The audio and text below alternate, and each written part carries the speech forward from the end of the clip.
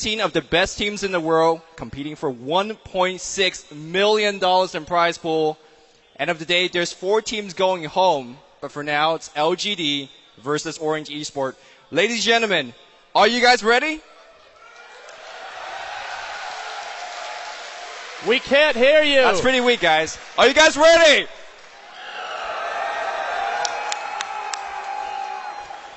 All right, let's jump ourselves in the game.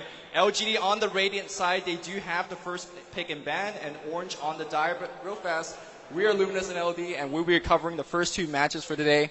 You ready, LD? Oh man, am I ever. LGD on the Radiant side. Rubik will be the first pick.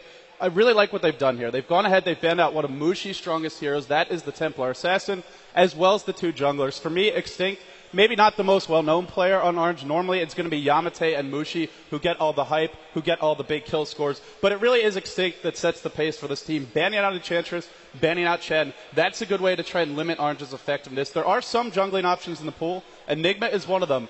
But like we talked about in the analysis stage, this is a hero that LGD know how to shut down.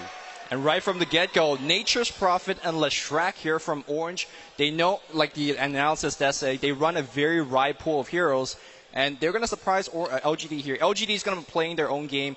Rubik and Invoker, as well as Anti-Mage. So Morphling was the expectation, but it's going to be the Anti-Fun or the Anti-Mage. Oh, he may not be fun, but he is a very, very powerful hero up against Prophet, up against Leshrac, if he can get the farm. He's got a good supporting cast in the Rubik and the Invoker. The one downside for LGD's lineup so far, they need a lot of levels. Even Rubik as a support hero, very level dependent. This is a team that has pretty strong lane control, but if those towers start dropping early, which Yamate's Leshrac has been known to do, I mean, we cast him earlier in the group stages. I want to say within the first 20 minutes, 6 towers knocked down, complete map control for Orange. Keep an eye on Yamate's Leshrac because he will be the one really looking to push the offensive early on in this game. You know, you talked about LGD needing a lot of levels. One of the things that LGD does really well that contributed to the 14-0 run is they farm their supports. You know, when that team fight comes, everybody contribute, even that CM, even that Vengeful Spirit, or whatever support they're running for. Shadow Shaman is going to be the big one here. But for now, Shadow Demon is the combo here with Leshrac, and you guys will see it a lot. It's going to be Disruption, Soul Catcher, Edict, Splitter. It hurts a lot. I love it. I love it. Especially against Anti-Mage. This means if Anti-Mage chooses to level up Mana Burn, his own illusions will be working against him. Also, that Soul Catcher does pure damage. That can quickly melt through Anti-Mage, even if he has some points in Spell Shield, as it will not be reduced. This is a very powerful hero. It's an aggressive hero. You pick this normally to try and dominate your lanes early. You can pair well with the Leshrac.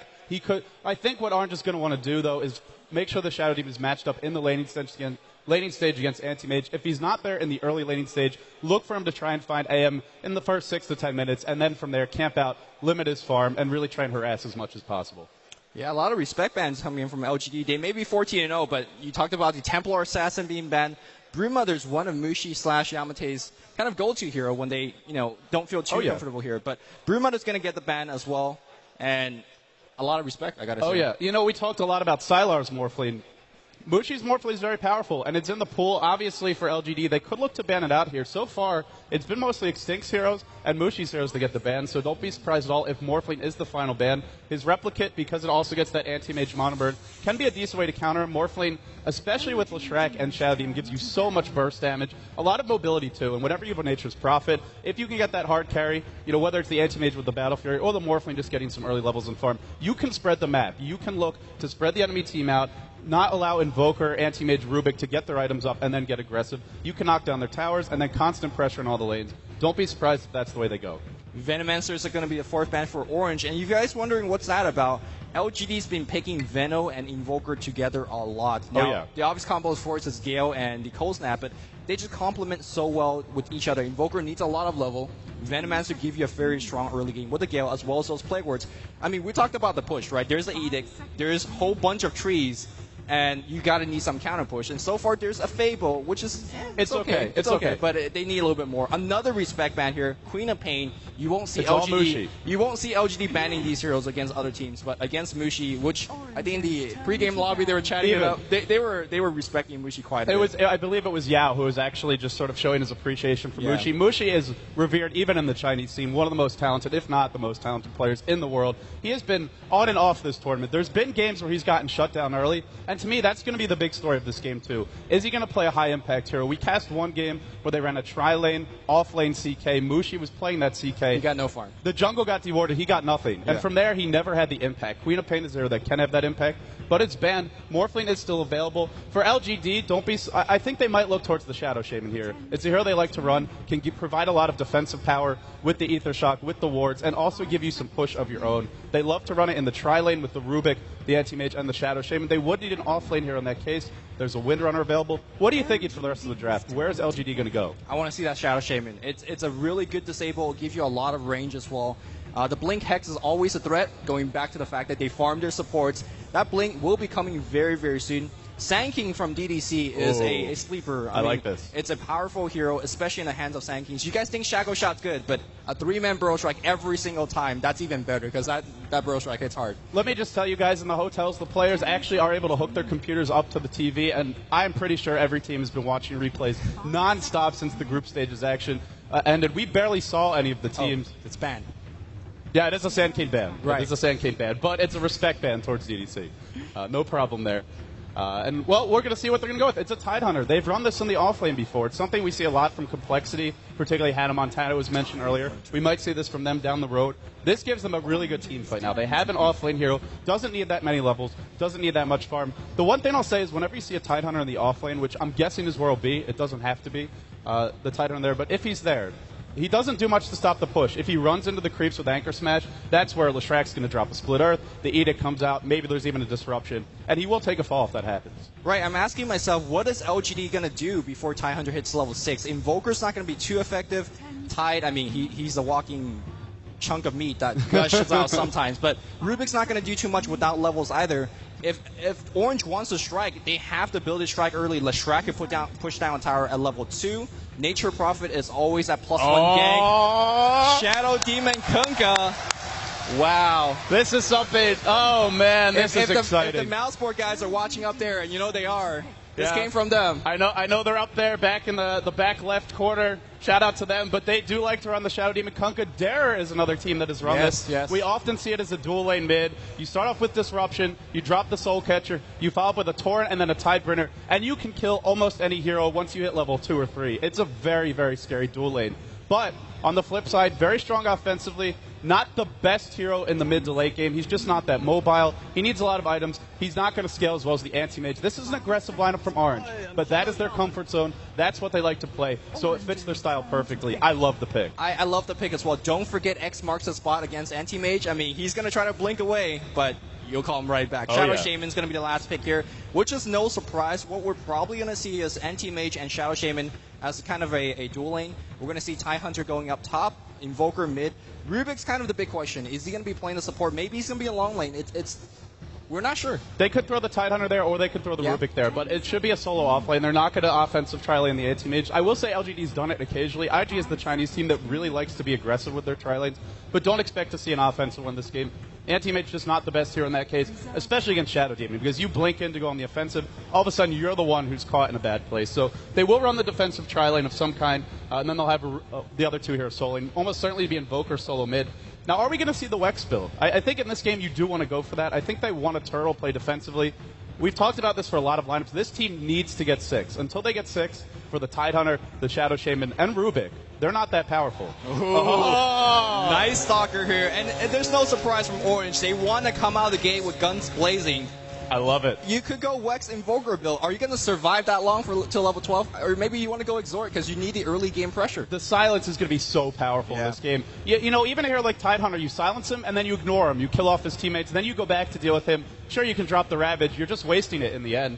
The silence, very good against Anti-Mage as well. The burst damage from this lineup with Void, with Soul Catcher, with Edict, Split Earth. I could go on all day. The Prophet Ultimate, the Tidebringer, they can kill you. They can bring you from full to nothing in a few seconds flat. And that's what you need to do against Anti-Mage. That's what you need to do, especially if it's a Tidehunter. You don't want them to sustain the team fights. You don't want them to drop the big ultimates in the right spot. Yep. Key points for me this game, Orange, how aggressive they will be. Are they going to go at level 5 where, you know, LGD has a fighting chance? Or are they going to go right at minute 2 where LGD is just going to be tanking it up? But for now, the first game of TI2 playoffs, you guys are having fun and we are as well.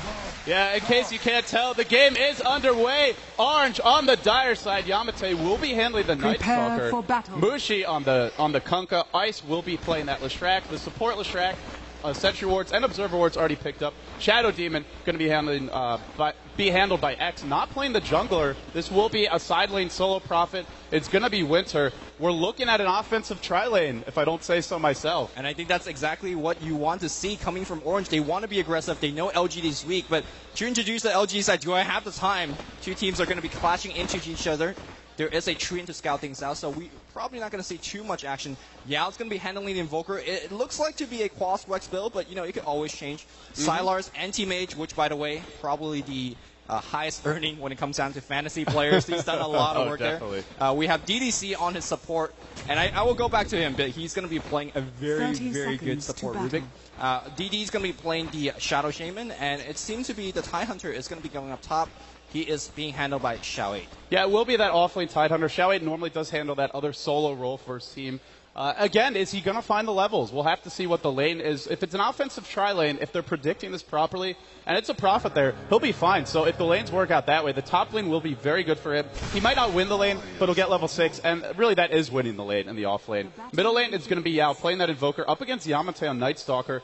Quas Invoker actually not that strong early on. If he goes for if he's going for Quas Wex, he normally goes for 2 or 3 points in Quas. Then you start going back for Wex. Your auto attack damage will not be high if that's the build you go. Yamate still up against the 600 range hero. He could have a little trouble, but really it's going to be all about this bottom lane. 3-on-3. Deity Rune picked up on Extinct. Are they going to look to make a move right off the bat? Disruption is the skill choice, and Sylar going for Blink at level 1. Probably not the hero you want to focus here. I would say out of all these heroes, DD is the easiest to kill, along with maybe Ice on that Leshrac.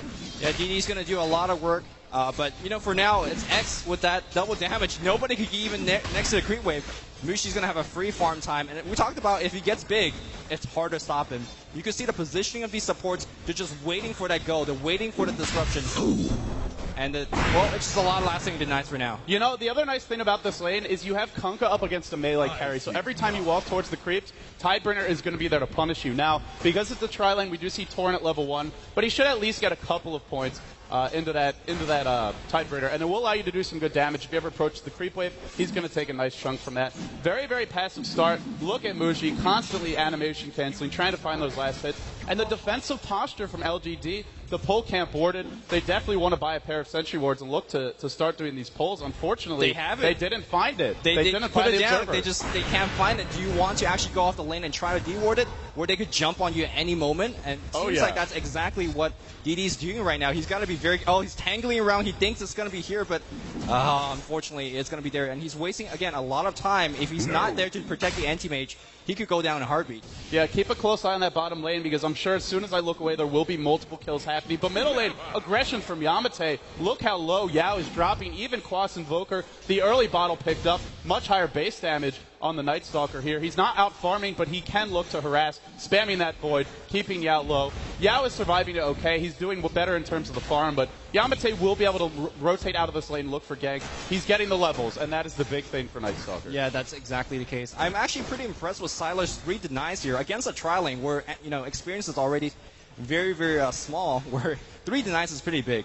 Oh, Yamate looking into a region room. This means at least 4 or 5 more voids for him to work with. That is not what you want to see, even as Quas Invoker. Sure, he's not dying, but he has to be careful. He has to stay back. If he gets too close, that Night Stalker can really chew through him. The other lane that we haven't talked about, it's Xiao 8. For me, this is really the secret weapon of LGD. He doesn't get the respect, maybe, or the fame, particularly, that Sylar does. He's not racking up the big kill scores. But somehow in the off lanes, he is always finding farm, and he's finding levels, even in difficult situations. His Prophet is his signature hero, but look at him now, 13-1, keeping pace with that Prophet, and this is the power of Tidehunter in off lane. Really, there's no other melee heroes who can be this dominant 1v1 against the 600 range hero. Yeah, just going back to what we said in the pick and ban phase, we were wondering when is the aggression coming out from Orange. They have that tri-lane, they have the instant +1 ability from Prophet, but right now they're just letting Tidehunter hit level 4. He's getting to 6 very soon.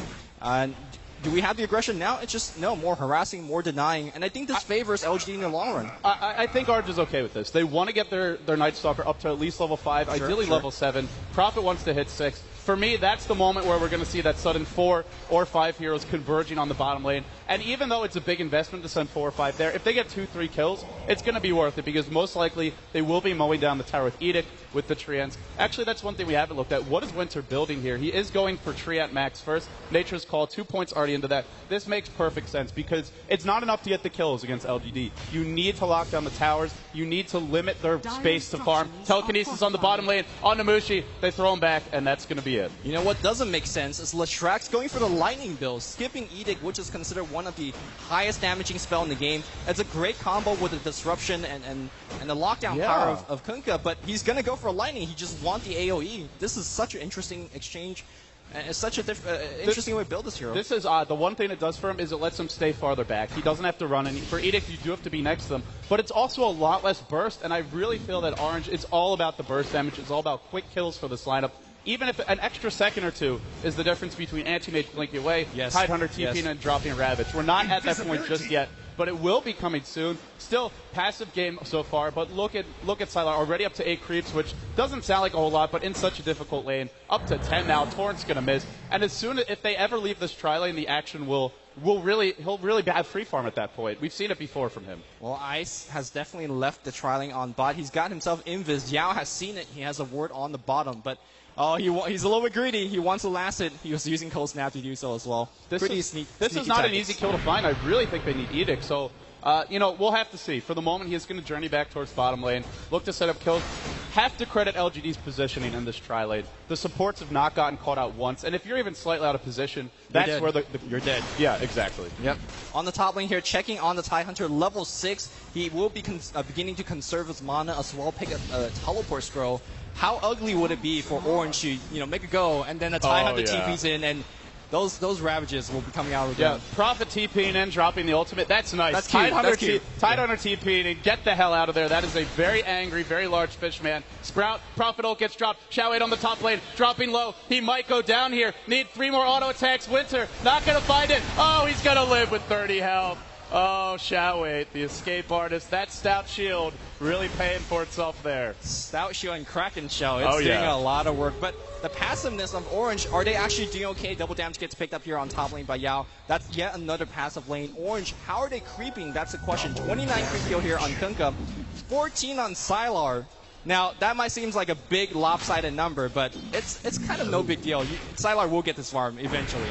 He will, and look at his build. He's going for the burning build. No points of mana burn. This means disruption won't really scare him, and melee illusions aren't going to be able to attack you that much. More importantly, they're not going to be mana burning him. This is a defensive build. It tells you that LGD want to get to the mid to late game. They're not going to try to win this one early. All they care about is holding on to towers, not dying. And the Tidehunter is getting fat. He's got a bottle. He's already up to 35 CS. He's going to have something big soon, whether he looks towards the pipe, whether he looks towards a Blink Dagger, even Arcane Boots will be very helpful to fuel the nuke spam of Rubik and Shadow Shaman.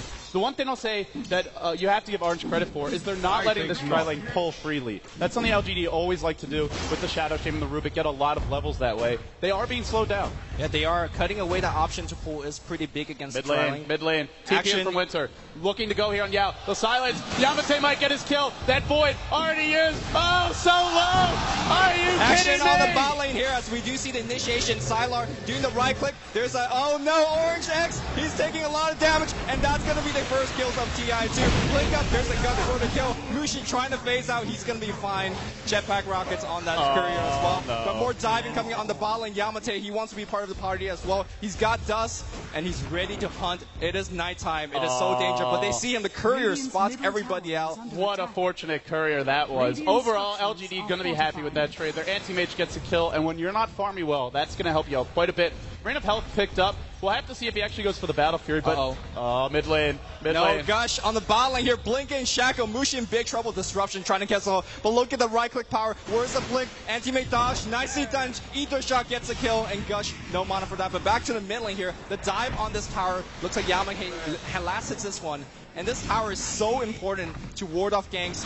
It's nighttime, and there's no tower protecting you mid. Yamate could take many paths now to gank bot as well as top. Yeah, getting that tower down is really important. The main thing for me is if the tower is up, Xiao 8 TP's in and drops Ravage, and the fight is lost. We haven't seen a Ravage yet, and this is, to me, that's a concern for Orange, is that they're not winning fights without the Ravage being in play. Shadow Demon, Leshrac, under-leveled, level 3 on the Leshrac, only 5 on the Kunkka, even he's not having that much. And look at Sylar, they've left the lane alone for the moment. They are going to journey back, but he's okay with this. He gets level 6, he's getting some extra levels. The stats really will help against the right clicks of the Kunkka, the right clicks of the Night Stalker. Overall, I got to see LGD in pretty good position now. Very even game goal as far as experience goes. Gold lead, about 1,000 advantage for the Dire. That really just comes down to the tower.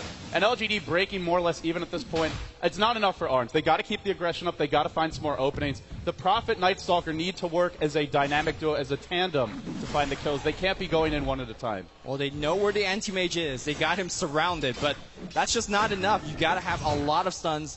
And do we have the early pickup? We don't. No, we don't. Of course, standard build right now, they see the TIE Hunter.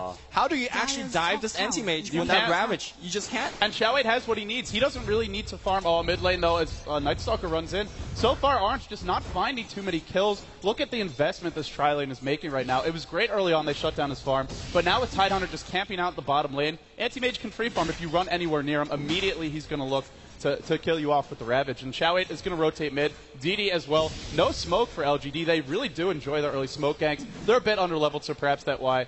And Yamate has to be very careful. In comes Xiaowei. Oh, he just will get out of range. Just too fast. Narrowly skirting death Hunter there. and Knight back on the bot lane here. They keep harassing Sylar. Here we go. Disruption. Where's the torrent? There's a torrent, and it's not going to hit. Oh, that split second of miscast.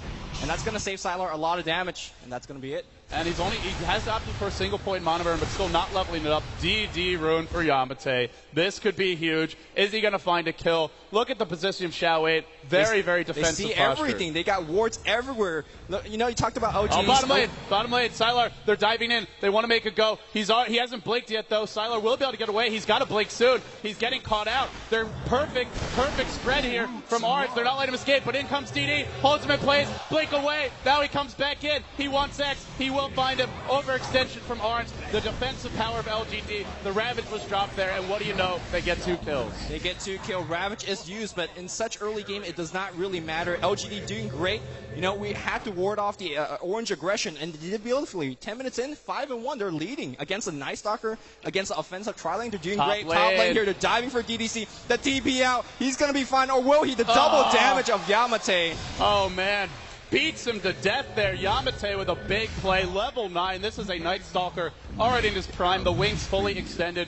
I really think if the Night Stalker is involved in these ganks on the bottom lane, they will go much differently. You can silence the Tide Hunter or the Anti-Mage. You either kill the Anti-Mage or you don't get a Ravage off, and either way it's going to work out well. So a little disappointed to see the Orange haven't really comboed them properly, but so far they are hanging on. It's 2-5. It's not a massive deficit for them in terms of experience. In terms of gold, they have a slight lead. Now they're looking down to knock down another tower, and that's really what they need. Top lane, in comes the Tornado and the EMP. They're still going to go, but the Cold Snap as well. Yamate has to back. And this is the He's spotting the love. He wants to get the tower. He's trying to go last at this one, but denied here from Invoker. Yeah. We don't get any freebies from LGD.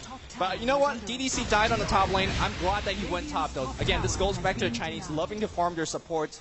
He's got, 2 levels, 3 levels on the top, and that's pretty big to pick up that level 6 quick on him. But for now, teleportation on the bot lane here. Xiaowei still a full minute from this Ravage. And I do believe Orange, they know for sure. They're still trying to play offensive.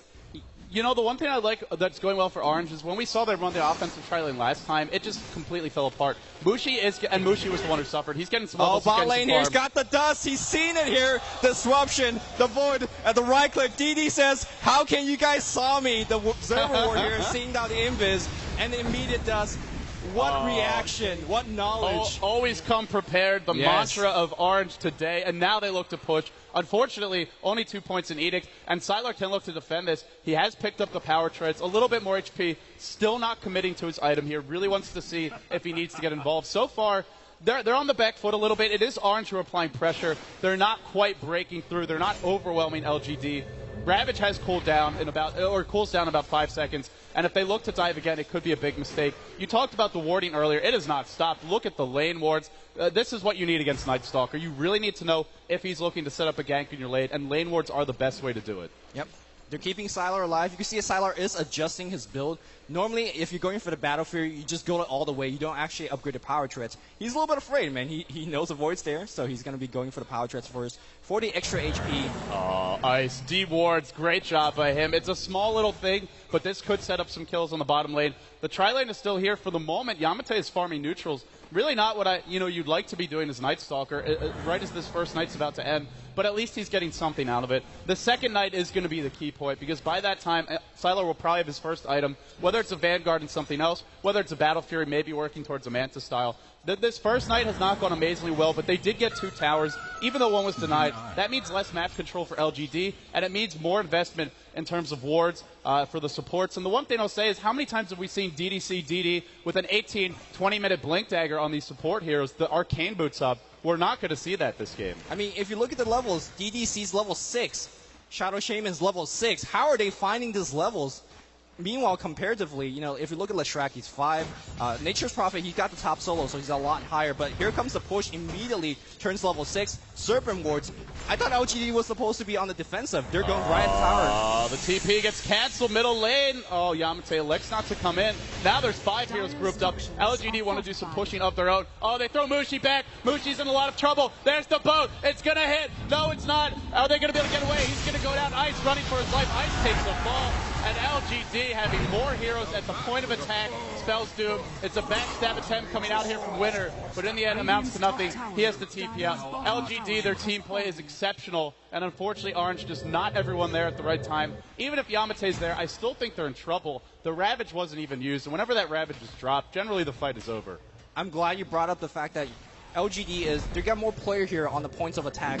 This is a team that has a Prophet. Orange should be the team that's doing that, but they're not right now. And right now, LGD is being more efficient with their push. They got the towers. They back off immediately. Look at how spread out after taking the tower. They just want to farm all over the jungle. They want to extend the experience lead. It's a 1,500 experience lead, which is quite a bit this early in the game. Yeah, Yamate is going for a BKB rush, and for me, if it's not Mushi doing the work, it's always going to be Yamate. This hero, a great hero to have in the front lines. If you get the BKB up, you can run in and either try and focus the Tidehunter down, and if you waste Ravage, then it's not going to affect you, or look to focus these supports. Either way, the BKB, very, very helpful. There's nothing that goes through it directly. That will allow him to get active in the front lines. The downside for them is Mushi is going for very cheap, cost-effective items, but not really building anything big. Nothing for now that's going to completely turn the tides of the fight. They're looking to pressure this bottom tower. Glyph gets forced. It looks like, oh, shall we? Here we go. Gosh, Ravage on 2. Goes in. One size. Great defensive disruption. Soul Catcher will hit. Ice on the back foot. There's the torrent. The right click. Mushi, 4 step away. Shao Wei still alive. There's the ward. Shao Wei running. Oh, the tornado. The EMP. Mushi, he's going to go on to DD. He is going to find the kill. He will pay for it. The ward's doing big damage. Now they turn to Winner, who's caught behind enemy lines. This is not where you want to be. And here comes Yamate. Gets the kill. Will he pay for it? He will. 2 for 2. Blood being spilled left and right, but no clear advantage for either team. Oh, Winter. Oh, no. Triple for Yao. Yao is just too good, just rotating through all of the spells. Tidehunter initiated, still survived, and he didn't TP home when he survived. He stayed around the fight, provided mana for his team. Gush, he did everything he can, and again, LGD just have more heroes on the points of attack. They're just being more efficient. You know, we were actually looking at a couple of replays from LGD, trying to figure out exactly what they had done in the group stage matches. We did not cast of them. And Yao's Invoker, I would say, is they played it even more than Morphling's or Sylar's Morphling, or just about as much, and I think we're seeing why. You try and ban a lot of Sylar's heroes, you try and deal with him, you try and deal with Shao Wei, getting rid of some of his, and well, guess what? Yao is going to be there to clean up. You can't ban them all. You can't ban them all. Yeah. At some point, you just have to outplay them. Yao is huge. 4 staff, phase boots, ultimate orb, and he's been very active. This is not an Invoker who's been farming all game, although his farm is exceptional. He's out farming a Prophet. He's out farming everybody right now, leading against Prophet just by 2, but against Prophet, that's huge because Prophet farms all over the map.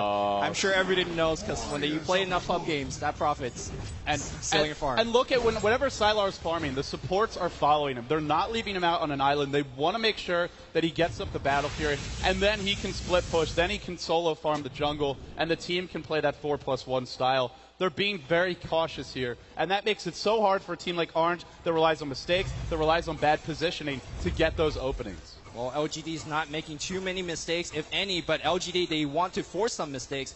Here we go, big smoke gank. They want to bypass this ward. Sees an invis, plops down ward, and here we go. Who's running? Oh, Yamate, a big trap. There's no way he's going to make it out alive, and there's, again, easy. Efficient ganks. They get it off, they back up, and they're going to keep jumping. It's almost like they know exactly what Yamate is going to do before he does. They were already heading towards that bottom lane, either to backstab or to catch him rotating. And that's just LGD. They play smart Dota. Now Anti-Mage can farm top. Whenever you find a kill like that, that means until that hero responds, especially when it's a hero like Night Stalker, the frontline initiator, it's going to be very difficult to punish the Anti-Mage. He's going to farm top. The Battle Fury about to come online while the other 4 push mid. What do? Do you gank Anti-Mage, or do you defend mid, or do you do neither? It looks like they have to give the tier 1 up. Can they even defend tier 2? There's a Ravage online. There's Shadow Shaman wards to drop. And Yao is level 14. That is almost max Wex. Now he's going back for some Forge Spirits. The wards get dropped, and it looks like this tower will take a fall. LG or Orange want to fight, but really, can they? It's all going to come down to Mushi here. I'm not too sure. Mushi, he's waiting for the Torrent. The Torrent will hit. Where's the boat? The boat is going to be fired as well. Yao, he forced that out. The boat whiffed. Xiaowei, he's looking for the Ravage. He's silent, but I think they're going to be fine for now. No Ravage still. No Ravage still. He's going to have it soon. There's a Ravage on top of everybody. And now Yamate, he's going to get focused. Yamate will be going down. Yao, he's being hit by 3 or 4. He's going to survive. Mushi goes down. Winter's going to be next. Xiaowei's doing so much work. Definitely Blast being dropped. No Gush. And again, I think Orange has to back up. LGD will take that fight. They use the Ravage, but they kill the 2 enemy carriers. Tower solo. Somebody, for the love of God, denies that they do. And I mean, they're fighting. They're fighting without Sylar. They're fighting without Sylar, and they're winning those fights. It's better positioning. It's a better team fight composition for LGD, and they're taking full advantage of it. This is how Sylar gets fat in all these games. This is why he is the leading carry player, because his team sets him up. Yes. Xiaowei especially really setting the tone here for LGD. The captain with perfect positioning, patience with the Ravage, and the support's playing fantastically as well. And what do you know? Now he's got a haste rune. It's not Night Stalker who's going to be the scariest, fastest, big bad dude on the map. It will be Tidehunter. And he's got a mech. He's got a mech as well. You know, he was going for the headrest. He was soloing against the Nature's Prophet. Speaking of Nature's Prophet, he's going for the massive DPS build. You don't see this too often. Sometimes you see a Mechanism, sometimes you see a Scythe of Ice, but it's going to be a Midas into a Maelstrom. I just don't know. The problem with going this build on Nature's Prophet is he's very frail. He's very weak defensively. So if you go this build, it's great, but then you need something like a BKB. Otherwise, the Mana Burn is going to chew you apart. Not to mention, how many disables do they have? It's the Ravage, the Cold Snap, the Deafening Blast. That's already 3. EMP Tornado, you could count that as maybe 4. Shadow Shame with 2 more disables. Rubik can steal some. And then on top of that, he's got Telekinesis, but it's all top lane. Yamate, Cold Snap, EMP, Tornado, and now he can't defend. He's going to have to bottle and wand. The counter initiation, Mushi, X, Torrent, 1 Xiaowei. It's a big boat. I'm on a boat, says Mushi. It's going to hit. Now he wants Xiaowei all sprouted in place. The damage, they're all dropping here. Mushi is doing it. He's breaking through. They get 3. They want 4. They will find it. I believe. Yamate, can he do it? He can. It's 4 kills for Orange. Oh, but the wards, he go on Mushi, the wards gets Mushi. What micro here from our Shadow Shaman player. Anti-Mage says, what's up, I'm going to farm mid, no big deal. He's not going to defend the top tower for sure. He's going to force a couple of TP, he forces one from the Nature's Prophet, and he's going to back off. You know, earlier you're saying that LGD's support player doing well. I don't want to take anything away from Sylar. He was actually, you know, half of his creep kills. He was losing a lot of creep kills in the lane, but he somehow found a way. Now Battlefield with a Quelling Blade. He's going to chop up creeps for the next 15 minutes. It's maybe not the most exciting for the viewers, but this is his job, to push the lanes, to split farm, and that's exactly what he did. When you push in mid like that, okay, you kill 4 heroes. That is a big golden experience swing. It's a great start for Orange. But what do they get on top of that? Where's that next level of map control? Where's the Roshan? Unfortunately, the fight happens top, so they don't get Roshan. They don't actually stop the anti-mage from farming, and they don't get a tower. And for me, that's the big thing. Can you slow down this anti-mage? More importantly, can you get the map control? So far, they're not doing it, but it's a big smoke gank bottom. They might be able to get him. Silence, no. Sylar too quick. Sylar too fast, and he will get away. Sylar has eyes in the forest or something. How did he saw that one coming? Maybe it's just good map awareness. He blinked out. He's going to be fine. And again, it's going to be the 4 on top pushing a tower. And it's going to be 3 on the... He blinks back in for a creep. Oh no, Sylar. Immediate 3-4 TP comes in right now. And they just have to back off. Ravage, Extinct is solo. Ice is solo. There's a Gush for the kill. They want Ice. Ice is going to be melting. Oh, Ice, how do you survive? Blinking from Sylar get the kill. Yamate goes down. Oh, wow. No. Oh no. Every time they have that Ravage, You cannot dive against LGD. You cannot stand against that Ravage under the enemy tower. Even a Night Stalker, he really needs the BKB at this point. It's not just the stuns, it's also the mana burn is ruining him. He's not able to cast multiple voids or silences. It also does a lot of damage, and the mana burn from Anti-Mage could become an issue as well. In fact, it will be soon. What do you know? Sylar, out of nowhere seemingly, 3.3k gold up. This is why you ignore the fight top and farm mid. It's not exciting, but it works. It definitely works. Again, pushing, forcing TPs, making sure you're leading the farm chart constantly. But the items I want to talk about is the 2 Force Staffs on the Radiant side. I mean, Dire's got a lot of chase. They got the Void, they got the Sprout, they got the Splitter. But if you can't hit those stuns, they're not going to do anything. And Force Staff's been doing so much already in this game. Not to mention, Yao is getting very close to a Scythe device. He should have this by around 28, 29 minutes, maybe even a bit sooner. 17, in fact, it should be sooner. It should be only 3 or 4 minutes until he gets it. Unless Orange could force a fight. I really feel Orange, it's not okay to sit back and farm. The Anti-Mage is getting close to his next item. The Invoker is getting very close to a game-breaking item, the Scythe device. And how good will that be? Night Stalker runs in, you Scythe him up, doesn't get to drop the BKB, and we've seen before, he can be killed off. I mean, I agree with you. Yes, Orange needs to gank, but they just tried against Sylar. They got team wipe on the bot. LGD, they just have perfect positioning. Look at the wards everywhere. They see people coming. They see the ganks coming. Wards spotting across the ledge. How do you gank this LGD squad? They're going to farm away. You know what they're going to do. They're going to farm. How do you stop that? How do you stop that? You have to force a mistake. You can't expect LGD to make any. You have to do something that they're going to react to that throws them off kilter. So maybe you smoke up behind an ally and look to bait it. Maybe you try and force a Roshan fight, or send a couple heroes in and then have a backstab from your team. Whatever it is, they cannot just stand passively and farm, not forever anyway. The BKB on Yamate, that'll be nice. The Prophet is getting very big, and he has picked up a BKB. Winner could be the difference maker. I'm just not sure he's far enough ahead right now. In fact, he's behind the AM, and this is the beauty of AM. You shut him down early, he's going to find the farm anyway later on. Well, we got to keep in mind that a lot of those creeps are neutral creeps, which does not give, as many... As far as the net worth goes, though, he is ahead. He is ahead quite a bit, and let's show the net worth. Just by 1,000 right now, Sylar keep doing his job. You can see, again, his teammates, just a big line, a wall of China, if you will, protecting Sylar, preventing him to ever be ganked. I mean, Sylar got ganked, he survives, the counter gank comes, but they have a send. And this is the bait we were talking about, but it's coming not from Orange. It's coming from LGD. The smoke gets revealed. They know something is up. They want Winter, but the Treants will scout that out. Very anticlimactic. But they are it's LGD putting pressure, and whenever you put pressure one area of the map, that's going to put Orange on the back foot, and that means it's safe for Sylar to go farm top. That's what we see him doing now. If you just follow the map movements, the 4 dots always following the 1. This time it's Yao, but they are really doing a good job. Even if they're farming multiple areas, they're still staying in the same general zone. Yep. And there's a Manta style being finished, or he definitely has. There's a Manta style on Sylar. If you can't kill him now, or before, you definitely can't kill him now. And you cannot underestimate the damage output of these illusions anymore. With Mana Brick almost getting max, he's going to be chopping up people. The other big damage dealer for this Orange lineup, in theory, on paper, would be Mushi. Kunkka can do a lot with that Tidebringer. It does ignore armor of the units that splashes to, so it can be very, very effective to chew through the Anti-Mage. Unfortunately, what does he have right now? It's just a Claymore, a Bracer. It's really not much. It's not enough. I think that's the key point here. Scythe of Vice is finished on Yao. And are they trying to take this Roshan? Oh, this is going to be big. I like this. They're going to try and force something out from LGD. Tornado comes in. It's not actually going to hit anything. They will be back. But when they do this, it's at least putting the onus on LGD to react. Unfortunately, if you're not getting Roshan, is it really worth it? Because all the while, Sylar is farming bottom. He's already level 16. He's got the Manta. That next item isn't far off, and I think once that next item is up, it's going to be nigh impossible to kill him. They're going to try, though. Yamate still working on his Black King bar. We'll have it fairly soon.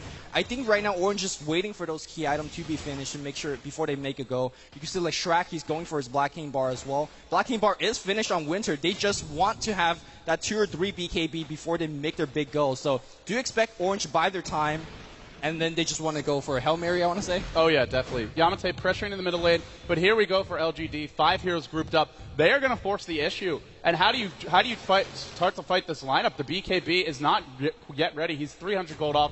The tower going to take a lot of damage. Manta style is used. Also very effective for pushing. The wards get dropped, and the tower will take a fall. Yep. They're going to back off now. And LGD, whenever they knock down these towers, it's creating more space for the Anti-Mage. Look how much freedom he has to roam around the map. The map control is actually very solid for a team that you could expect to fall behind in the early game. They weathered the early storm. Now they're looking good. Orange, they're not out of this one yet, but the clock is definitely ticking. It's ticking. The score might look like 18-10, but this score really feels like 29-3 or something because Sylar on the late game, he's going to be doing a lot. You need those BKBs, and they're so far working on them, but not close. You know, and it's funny because a lot of people in the community were saying, why would you not just ban Morphling against LGD? It's not enough. You can ban all of Sylar's heroes, then you're dealing with Yao's Invoker. It's not easy to shut Sylar down. He can play the Anti-Mage, the Lone Druid, the Morphling. He has great win rates, great farm on all of those heroes. It's not easy to solve the Sylar puzzle, and so far it doesn't seem like Orange is doing it. This might be a start, though. They go into the Roshan pit, and Winter can solo this, I believe. He might need a little bit of help from his team, but he's doing a good amount of damage now. Well, Sylar says, I don't see anything going on, so I'll chop up a level 1 tower on the top. How big would this Aegis be? Who would they put it on, and does that affect the fight? I'm not sure it does. They don't have that one game-breaking hero right now. The Prophet, sure, he's great when the BKB is up. He can do some damage. When it's down, he's not doing anything unless they're really up in terms of numbers. And that BKB, you can't pop it twice in a fight. You use it once before the Aegis, or you use it after. You don't really get too live. And who else is going to do the damage? Mushi with the Shadow Blade? It's nice. I don't think it's really enough. He needs another item. By that point, well, Sylar's going to have 2. Here comes the Sunstrike, or it was just used. And they will get the Aegis. It goes on to Winner. It's nice on Prophet, but I'm not sure this is enough. Yeah, the cool thing about this one is he could use his first life, save his BKB, come back alive here, and then BKB up. But for now, it's all Dairycraft. Orange needs their BKB. They got 1 on Yamate. They got 1 on Nature's Prophet. Leshrack's a little bit far off, and Kunkka, he just finished his Shadow Blade, so I imagine he's going to be working on Black King Bar as well. They are really getting out farm now, especially for a team that is such an aggressive lineup that was getting the early towers. Even the support heroes. DD has a 4-staff, a Ghost Scepter. Yao playing that solo mid, being aggressive early on 4-staff, as well as the Scythe of Vice up. And even DDC's got something. This is some of the worst farm I've seen from him, but still, it's an Urn, it's Arcane Boots. He has been buying all the wards for his team. It's to be expected. Getting close to level 11, which is a very important level for Rubik to have, means that you can steal spells and they will last a lot longer.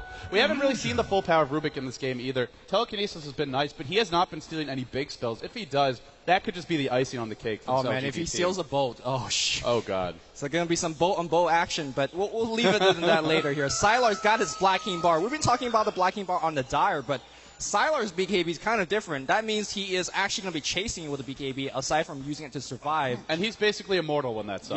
Yes. There's nobody who can right-click him down fast enough. If he ever gets in trouble, then you just blink away. And the Mad Style does so much work. Alacrity, we haven't talked about this either. He can go for these defensive items and still have amazing offensive firepower. I think it's one of the reasons why they really favor Invoker as their solo mid hero, because he helps that carry so much. It is going to be a tower trade. Winter looking to push down this tier 2. The tier 2 already breached. The wards get dropped. Torrent on 4. The Shadow Blade applied. Is he going to go in? He's looking for a big splash. Pretty nice splash there. But the Tornado, the EMP, Shao 8 lumbers in. Ravage hits on 2. Mushi goes down. BKB versus BKB. Who is going to prevail? The guy that could blinks around, they actually just get those kills. They use the Ravage, they use the wards. They didn't get enough, so they'll back off to say we have the late game advantage. No need to pressure this, no need to force anything. Sylar says, I also want that creep wave on the bot, so he's gone. And now he's again up to 2k gold. They're fine. They use a BKB charge, but they also force one from the Night Stalker. And really, the Anti-Mage, he's going to do a lot without the BKB. He's still very hard to kill off without it. 2,000 gold on him. I like how LGD doesn't just sit back and farm. They take these moments to put pressure on Arj, and it's a psychological thing as well as getting the map control going back their way. The creep momentum favors you, but then also the fact that Orange have to come defend, and it puts you in this mindset where maybe you don't want to be. So it's not just a Chinese team stereotypically that's sitting back and farming. It's aggression, but it's very deliberate aggression. Passive-aggressive, like that high school girl. In any case here, we do have Mushi trying to lead a charge. That Shadow Blade will keep him alive. Let's see if the Radiant supports have those detection. I don't see anything right now. No, just kidding. Xiaowei has a gem. And getting a gem like this on your head, that means a lot. That means the wards here that Dire is trying to set up, they're going to be gone. You can't focus him. These supports, they're much easier to kill, and they're much more important to kill. Plus, there's always Kraken Shell. So if you focus Tidehunter, it's inevitable you're gonna clump, especially with 2 melee carries, and that's where the Ravage ruins your team. LGD waiting for those ultimates to cool down. We have about 7 seconds to the wards and about a full minute to Xiaowei.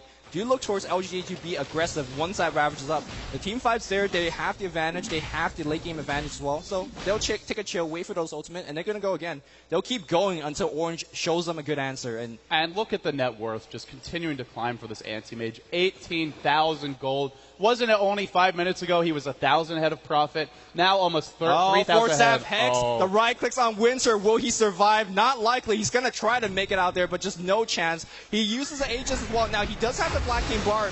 Will he use the Black King Bar and try to TP out? Oh, Black King Bar TP, but no.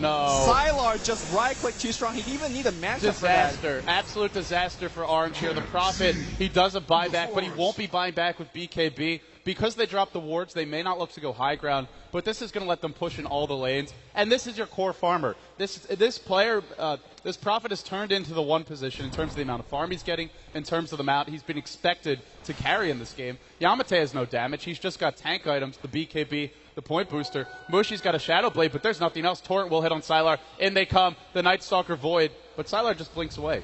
Yep, he blinks away. They really want to bait out the Manta style. They did. They want to bait out the Black King Bar as well. Sylar's holding on to that one. Again, they'll keep waiting. Now, that doesn't mean that Prophet is back alive, but he's holding to top. You can notice that he does have a teleport scroll ready. He could join back in the fight. Here we go. Tornado pickup. They force out another Black King Bar from Yamate. They'll wait it out. And they're still not committing. That's LGD just playing so solid here. Stable Dota. Now they look to push with that BKB down. Night Stalker, even if he's not doing the damage, is the hero in the front lines. And now if he's in the front lines, he's a pretty easy kill. The late game support so strong with the lockdown here. The Kunkka doing a good job. Mushi, I have to say that he is very nice for shutting down this push.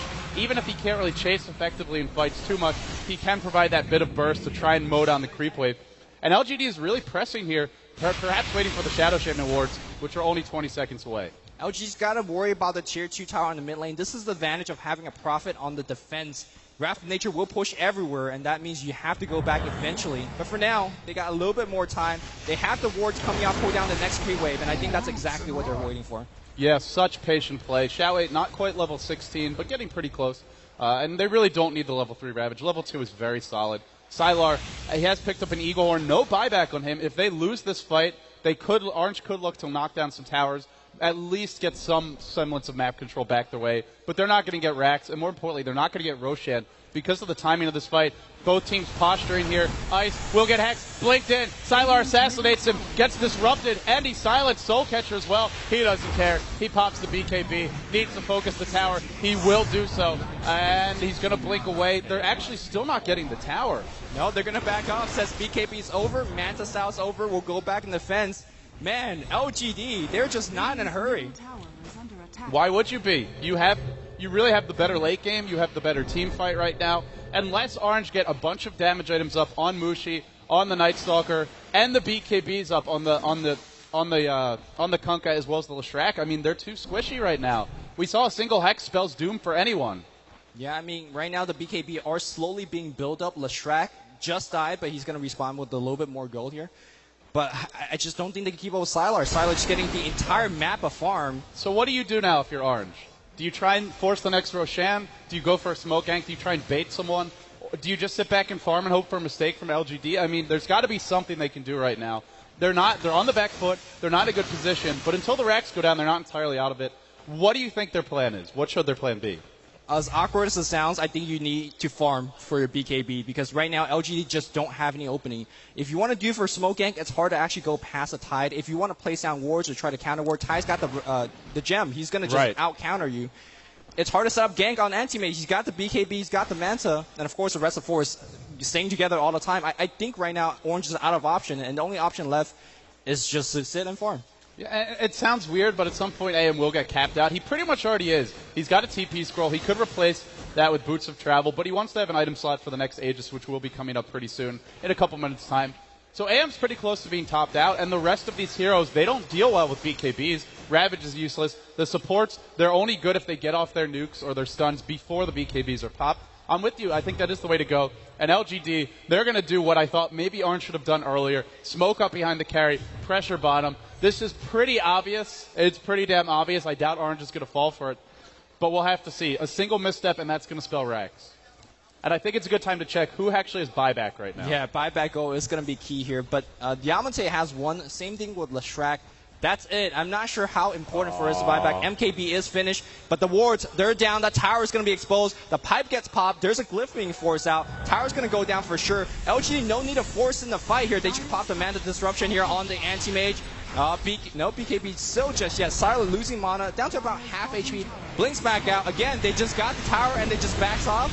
Are they going to want a little bit more? Yes, they do here. Oh, the blink in here, and Night Stalker's going to go down. He does have the buyback. He will use it, I'm sure. Winter does not have the buyback, though. No. Rax fully exposed. Mushi's going to be going down. The focus on Mushi. Does he have the Shadow Blade? No, it's on cooldown. The first Raxes of TI2 will be going down. Anti-Mage just diving. And there's a GG. Wow. One of the favorites coming into this event, LGD, crushing through Orange.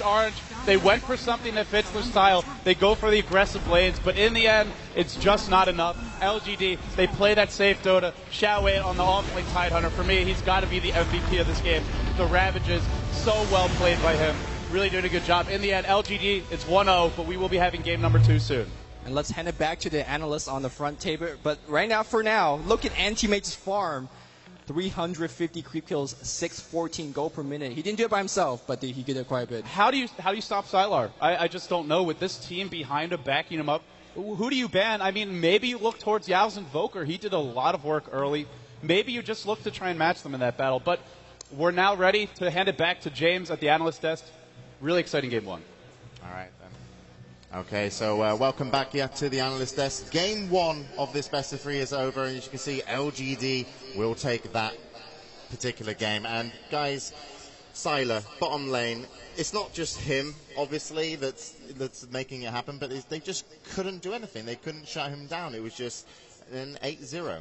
Yeah, I mean, I feel like Anti-Mage was kind of the knife that slit the throat, but it seemed a lot to me like actually the Invoker did so much work here. I feel like Yao's Invoker, to me, personally, was the MVP as far as this game goes. Yeah, I mean, you can talk all you want about Sylar as a carry player, but in this particular game, he didn't have the best start.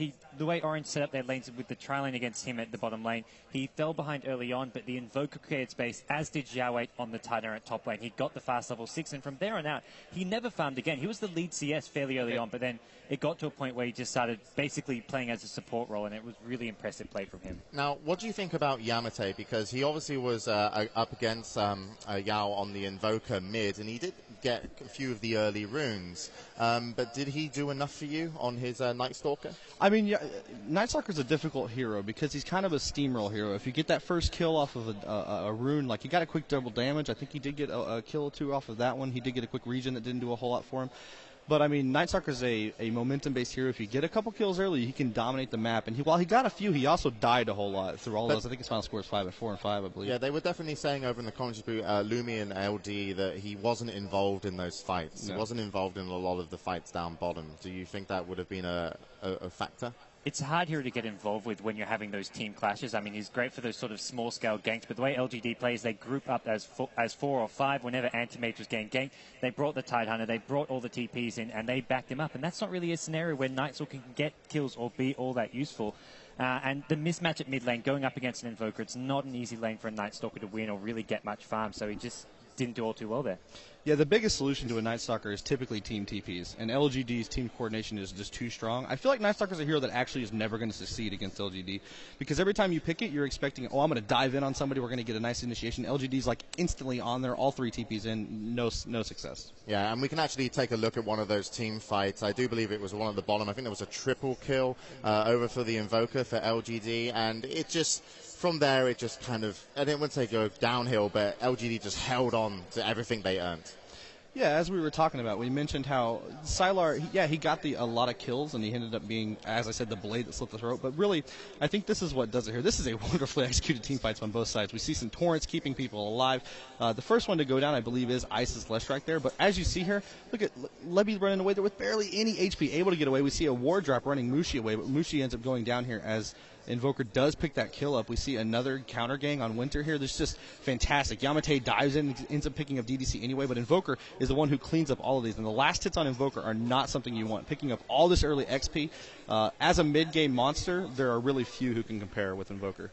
Yeah, at this point in the game, it was still fairly even, I wouldn't say. I mean, LGD were a couple kills ahead, but I don't think either team had a clear advantage. That fight there, and Invoker getting a triple kill, that's where he just soaked up all the pressure for LGD, and from there on out, he just got a ridiculous amount of farm, got a really fast sheepstick, and just led his team to victory. I mean, we just see a big steamroll effect from there on out. Yeah, well, that whole team fight kind of came down to them wanting to run down Zhao 8.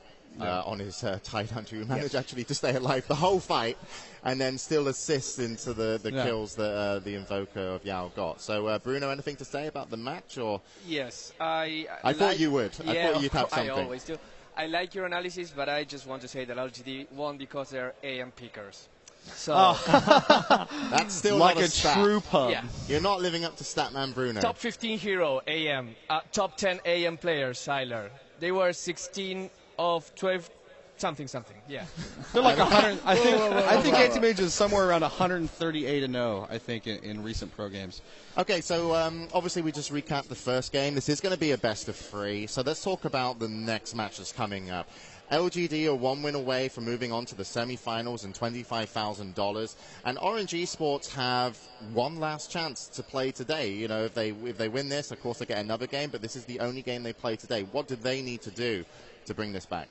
Well, I think the one thing is, I mean, you mentioned Sayo as the key player for LGD, their key carry player, but they can't focus all their efforts on shutting him down. He doesn't have a trademark hero. He plays Morphling, he plays Anti-Mage, he plays the Spirit Bear, he plays absolutely everything. So you can't focus on shutting down his heroes. Shutting down those key solo heroes they like to run is the big thing for me. The Invoker for Yao, some of those solo heroes, we saw the Tidehunter last game, that's where they need to focus their efforts during the ban pick stage. Yeah, I think it's actually counterintuitive to try and shut down Sylar. I honestly believe if you gave Sylar Crystal Maiden, we'd see a carry Crystal Maiden and it would work just fine. I 100% believe the way to beat LGD is to shut down everybody else. The support structure that allows Sylar to destroy your team. You have to eliminate literally all of the mid-game gankers, all of the map control heroes like the Invoker. I think that's where you want to focus your efforts. Sylar's going to get farm. It doesn't matter what hero you do. You can't be banning Anti-Mage. You can't be banning Syllabear. I think that's the wrong approach. I think you want to ban the mid-game, you know, those heroes that gang and roam, the mid-solos, Yao's heroes. I think that's a better solution in my mind. Yeah, heroes like Rubik, I mean, they run it as a support, they'll run it as a solo as well. Generally, actually, as a support, the LGD style is they'll never pick up Chen or Enchantress. I mean, in all their games they've played official matches, I think they've picked up Chen once, Enchantress they've never actually used. They're a team who will always run a dual support combo. They may run a jungle Enigma, but they like to use those pulls. We actually saw that game early on. Orange did a great job of blocking the pull, preventing them from using it. They tried to deward it, never managed to do. That was a really nice start for Orange, and from there on out, things fell apart. But that's the kind of play we need to see more from Orange. Yeah, that was kind of an amusing deward situation down there on bottom. I also feel like LGD, looking from the LGD side, they banned Templar Assassin, a highly respect ban there. I mean, Orange played it very well at the end of the group stages, so I feel like LGD have done their homework, as you're expected to do when you're sitting at 15-0 now. Still undefeated. That is pretty impressive. But LGD, I feel like they're one of the few teams in this tournament that aren't really worried about, oh, well, we got to ban these broken heroes. They just ban what you're good at and then make you beat them. Well, no one's found a solution yet to LGD because they are currently 15-0. Right. And their style seems just they're winning on these small fights and just constantly going through and even at the end when you thought, well, okay, they could probably walk in and take this tower and finish the game here, they were like, no, we've taken enough, we've had enough. Like, do Orange, as you said, okay, if they shut down like some of the initial play that they had around Sylar, but do you think they need to go different in terms of strategy? Like, there were times I felt that, and you know, obviously as a professional Dota 2 player, that there were certainly a small amount, but a few possibilities to maybe smoke gank, even around the mid game. Is that because Orange sat back for the BKBs, which is obviously what they were looking for, but they weren't taking a risk in terms of taking the fight sometimes to LGD when they weren't expecting it, and sometimes an unexpected tactic can really work out for you. Speaking of, unexpected tactics, what you need to do, the smoke ganks would have been crucial there because LGD had such great map vision up. I mean, I remember Luminous pointing out all the observer wards around the mid lane, and that's where they really were smart about their warding. They had it around the Night Stalker. He was going to be the key hero getting off the ganks on the top lane or the bottom lane. Whenever he left the mid lane, they saw which direction he went. They saw whether he picked up a rune. They knew exactly where it was going to be. So Orange needed to be more unpredictable, and I think that starts the draft. They want to maybe leave the pool wide open, leave heroes like Naga Siren in the pool, leave heroes like Lycan, leave heroes like Darkseer, leave leave a wide open pool, and then anything can happen. It seems crazy to me to leave Naga Siren in the pool. I don't know if I would go that far. Maybe a Darkseer. Maybe you can find yourself a Darkseer and go for some kind of wombo combo. I think the biggest problem is a Night Stalker's not a hero that's going to succeed because LGD are going to do a fantastic job of warding the map. Even smoke gang is going to be a bit more difficult because when they have vision of the smoke, you're going to have to make a concerted effort to like, okay, we're going to go up in our own jungle, we're going to go uphill, we're going to stand there, then we're going to smoke, and then we're going to go for it.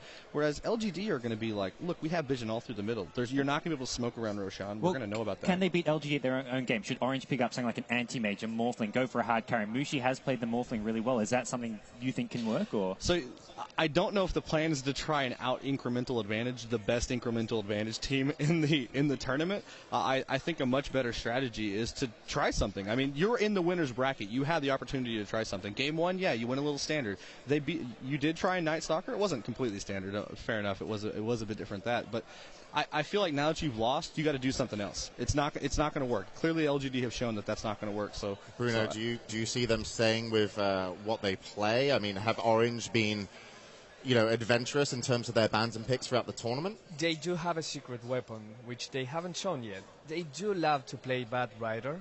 It's one of their favorite heroes, and no other team really plays it that much. They're 4-4, so it's a 50% Bad Rider, but it's much higher than most teams, which really underperform when it comes to that hero. So maybe Winter will show us how good his Bad Rider can be, and this totally different hero can set the pace of this new game too. Yeah, I agree with you in terms of just trying to, nudge the momentum and just kind of slow LGD down and just don't give them the game that they want, because they've literally gone into all the games, even in the group stages, where they've just said, this is how we play. And everyone's trying to adapt, and no one's found an answer yet. Bruno would be the craziest team captain, by the way, over here. He's like, all right, it's time for Bat Rider. We lost the game. Let's do it. We're going to do a Bat Rider Alchemist strategy immediately. They used it a good 5 or 6 times during the group stage, I want to say. I mean, Winter, it's probably one of his trademark heroes, and it's a hero that can disrupt the flow of play. It's a great blink initiator, pick off a hero, and then suddenly it becomes a 5v4 fight. And against a team who sticks together, you may have to get a bit more farm, get both the blink and the force staff so you can get on out of there after picking one off. But it's a hero that could work. All right, then, so we'll find out what Orange Esports are going to do, because it seems that the players and teams are ready for match number 2. It's LGD versus Orange Esports.